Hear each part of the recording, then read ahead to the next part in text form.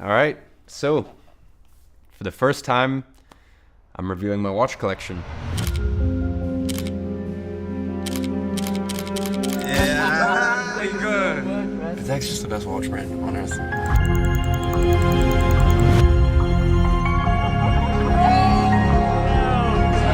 Thank you very much. I already have this watch right here.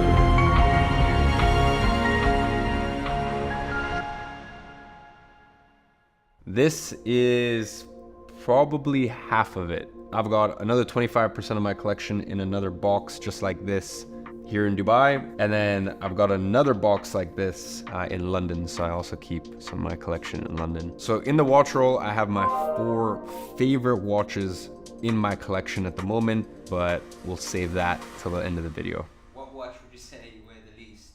I guess in the half of the collection that I have here today, probably this rose gold Daytona with black dial. I've got quite a few white gold Daytonas there in the rest of my collection in the other box that doesn't get as much wrist time. And you'll notice that there's still quite a few scratches on here, and that's because any watches that I personally don't wear that much, I give to my friends to wear. So this has gotten a lot of wrist time on my friends' wrists, but for me personally, I'm just not a massive fan of rose gold and white gold Daytonas, at least compared to a platinum Daytona, or for example, something like this.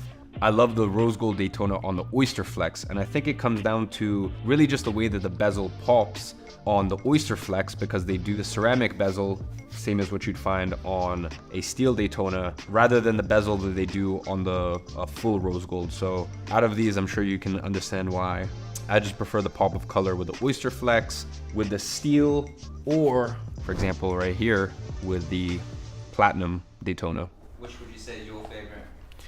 Out of these, 100% platinum. I remember I requested this watch from Rolex in 2020, and no one really wanted them like they want them now. So yeah, what can I say? It's there, it makes a statement, but it doesn't need to scream too loud.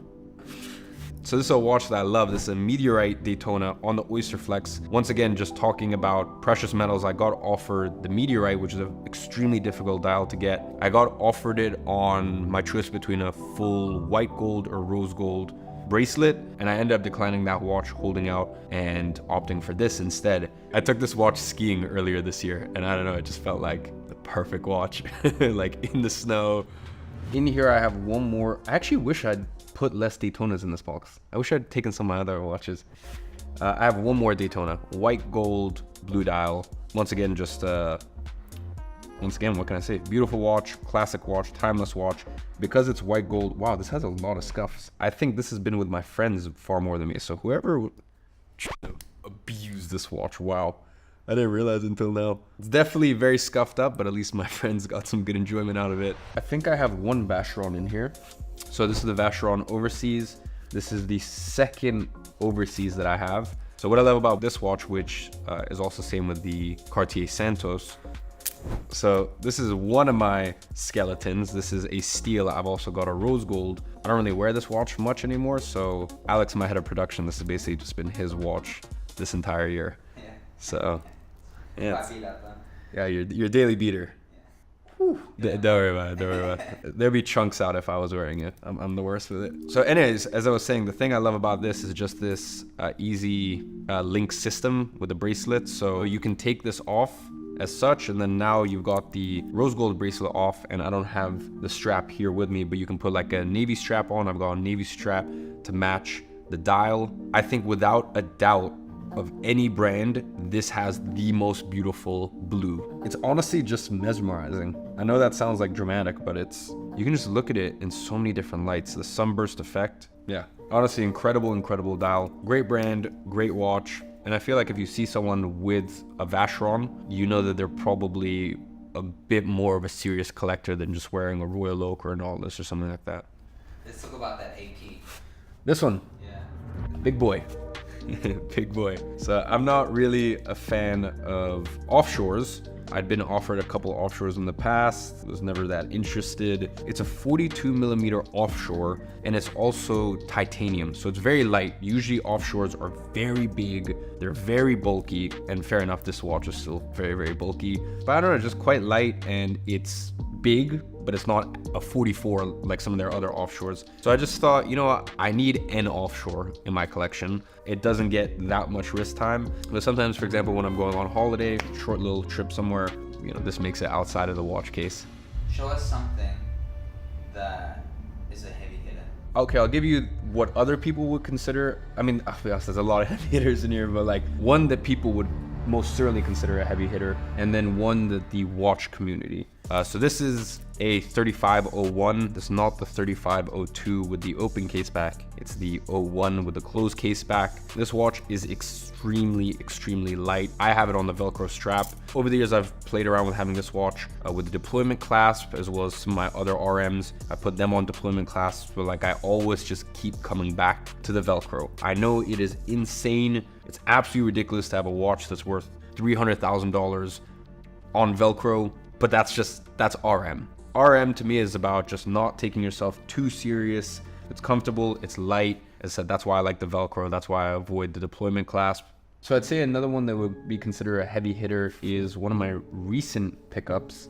This I've been waiting for some time from Patek. This is a world time, but it's not just any world time. It is an enamel world time. So actually just a couple months ago, I was at PP6, which is Patek's manufacturing plant. And that was a super cool experience. Patek flew me out to Geneva on the jet. I got to spend a couple days there. I got to sit down and have lunch with their CEO, and one of the arms of their manufacturing plant was their enameling facility. So basically I got to learn about the whole enameling process. And I will say, when you go to the factories of these manufacturers, it genuinely does just give you a totally new appreciation for these watches. So I would definitely say that anyone who's into horology, this would be a heavy hitter for them. So just going back to complications, this is a white gold Nautilus 5740. I'm not gonna sit here and pretend to be Nico Leonard and know all the numbers and all the different references. I am a collector, I'm not an expert, so I do wanna just make that clear. I'm not gonna be able to tell you too much more about the watch, except for the fact that I believe it's the most complicated Nautilus. It's white gold, and it looks beautiful. Would you say it's your favorite out of that box? No, I'd say that out of this box, it's probably either the enamel dial or this, which is a rose gold Aquanaut. I adore rose gold watches, and the combination of rose gold and brown is my favorite. You're gonna see one of my watches here and one of my other watches, which is my favorite watch and was my favorite watch for the longest time, the 5711R rose gold Nautilus, until I got something that's in that watch roll, which ended up beating it as my favorite watch. But yeah, when it comes to Aquanauts, very comfortable. I think incredibly comfortable bracelet. I actually find them to be more comfortable than Rolex's Oyster Flex. That's just me personally. And I just like the low, thin profile of it. I just like it when the watches are just flush and sleek. Yeah, so I love this watch. Let's see, if we want to go back to Rolex, we've got a couple day dates in here. This is the 60th anniversary green olive dial. This is an example in white gold, and this is an example in rose gold with a diamond bezel. I'm not a massive diamond guy, to be honest, and if it is diamond, obviously it has to be factory. But I don't know, sometimes it's fun to just mix it up, have a little bit of little pop of shine. I'd say that there's still a lot of stuff that I really need to explore. I pretty much only got Rolex, Patek Philippe, Richard Mille, AP, Vacheron, Cartier. I feel like I still have a lot of collecting to do. I don't know moon swatches. I do have a lot of moon swatches, that's correct. I was wearing one when I started. Moon swatches are just cheap. They're just fun. I put them on these rubber straps, and yeah, it's nice if you're ever in Europe and you don't want to get your arm chopped off. It's a good little fun watch to wear. Let's see, what else do we have in here? We've got Batgirl. Some people like it on the Oyster bracelet. I personally like it on the Jubilee. I actually really love this watch. I don't know, it's a good watch.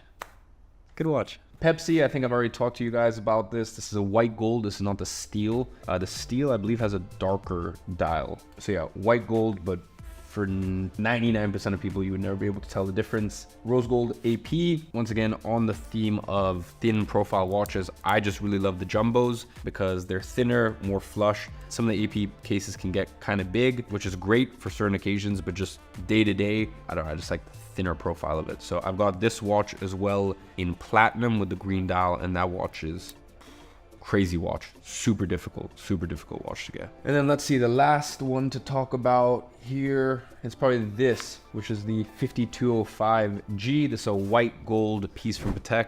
at the moment, I've got it on this sort of canvasy strap. I've had this watch for maybe 4 years, 4 years at this point. Once again, it's got this blue sunburst dial. Great watch, beautiful, 38 millimeters. So a little on the smaller size for my wrist, but it's just timeless. It's a timeless size. Is going to be appropriate and hold its own. So yeah, this is a great watch. And then now getting into my favorite pieces in my watch collection at the moment. Obviously, as a collector, that changes month by month, but they are some heavy hitters.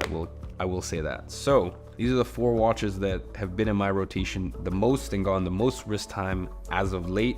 This is my favorite watch ever. If I had to have one watch for the rest of my life, it would be this. It is the 5712R. It took everything that I loved about the 5711R and just made it even better. One big thing that they added on this is the extension. So if you press here, and you can do it on both sides, it can make the watch longer. It can make the bracelet longer, and obviously that is very useful on hot days. You can, increase the extension, then that gives you some extra wrist space. Right now it's quite cold, so this slides back quite a lot. For me, I don't know what it is, but with Patek, like sometimes I feel it's inappropriate to wear rose gold in certain situations, but like, I don't know why with this watch, I just feel like it's not screaming. Like, I just feel like it's so elegant. So even though it is rose gold, even though it can be perceived to some people as flashy, for me, it's just stunning. What a watch. What a watch. This is a platinum day-date. This exact configuration. This has the baguette bezel and it also has the baguette markers. It's got some ice on here. I just think it's incredible. I know it's got some diamonds on here, but I still feel like it's appropriate. It's not like that crazy. It's still in a way elegant. And I just think it's beautifully balanced. There's certain watches that you just look at and you're like, this works. This makes sense. And I'd say this is definitely one of those watches where it's just very well balanced. Now, the next watch is incredible. Absolutely incredible. This is a Celestial. There's a couple minute repeaters that I'm eyeing up. I think that'll probably be my next dress watch from Patek, is a minute repeater. But outside of that, I'd say this is probably my favorite dress watch. Now, this is a 44 millimeter watch. It's a large dress watch, so a lot of people, it just won't work for them. Once again, because I have larger wrists, this still works. This is definitely not a watch you're gonna see often. There's definitely not many people that wanna be spending this sort of money for a dress watch that like no one knows what it is. And this is definitely a collector's piece. But it's incredible to be able to look up at the sky and know exactly where the constellation is and where all the stars are placed. And that perfectly matches your watch. Yeah, it's just an insane complication. Insane watch. And the last watch is a watch that has been in my rotation ever since I got it. I was in love with it. And even when I first started getting into Richard Mille, this was the watch that from day one I told them that I wanted. This is a 6702 and they have a few variations of it. This is the Zverev, I believe. And this watch is so insanely light, but as you're gonna see, as is a theme with a lot of my other watches, I like thin profile watches. So this is a RM. This gives you that comfortability, that lightness that you get with Richard Mille, but without, that extra chunkiness. So for example, if you take it compared to the 3501, just check that out. You can see how much extra the 3501 protrudes out compared to the 6702. Yeah.